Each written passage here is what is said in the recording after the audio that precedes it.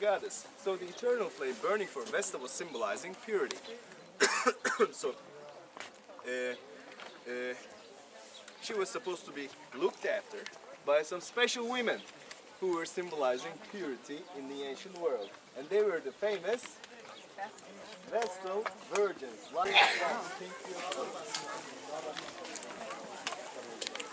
that's a better one. Yeah. Headless guy.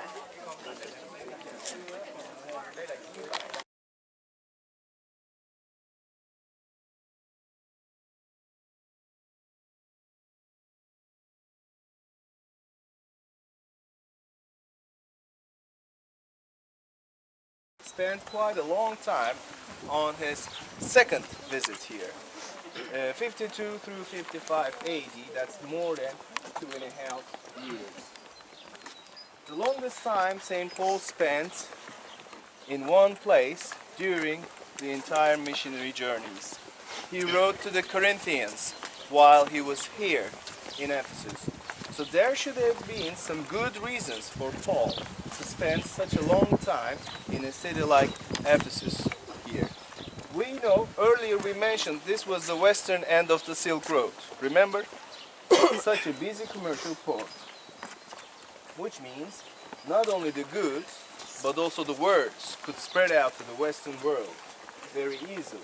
Temple of Diana, one of the 7 wonders of the ancient world, with 127 gigantic columns. Each column was 60 feet high, and 36 columns were all decorated with emeralds and gold. A very fancy structure where the pagan world was pouring in to worship the mother goddess, bring their offerings. So this was a city where St. Paul did not necessarily go out to the world because the world was coming to him. And it was the capital of the Asian provinces of the Roman Empire, such an important city, with a population of 200,000. Only 10% of the population was the Jewish population, and the rest were all pagan. So in other words, this was a virgin territory for Christianity. So considering all these facts, this was the best place where St. Paul meant to be, having that opportunity to convert a city like Ephesus.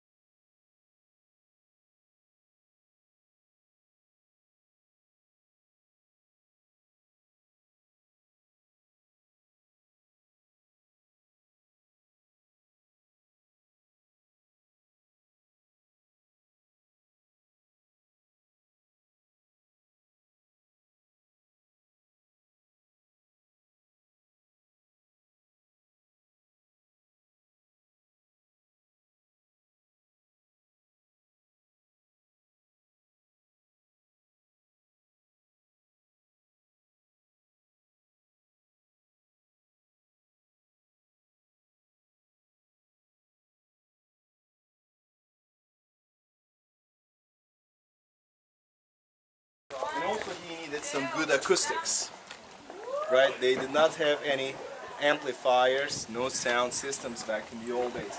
So the theater, the grand theater you're about to see, offered both of his features to Paul. Pastor of 24,000 and excellent acoustics.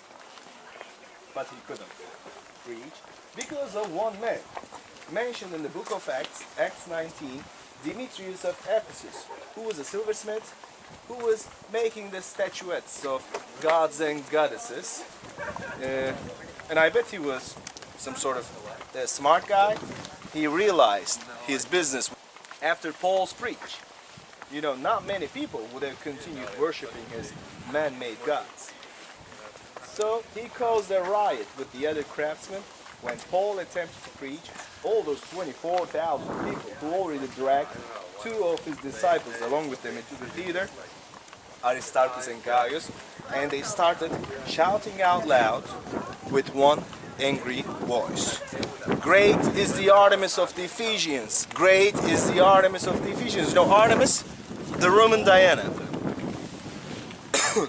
They did not let Paul preach. Since he couldn't preach, you know what he did later? He wrote them. He wrote the letter to the Ephesians. That was the church here. His disciples took him away from the angry crowd. They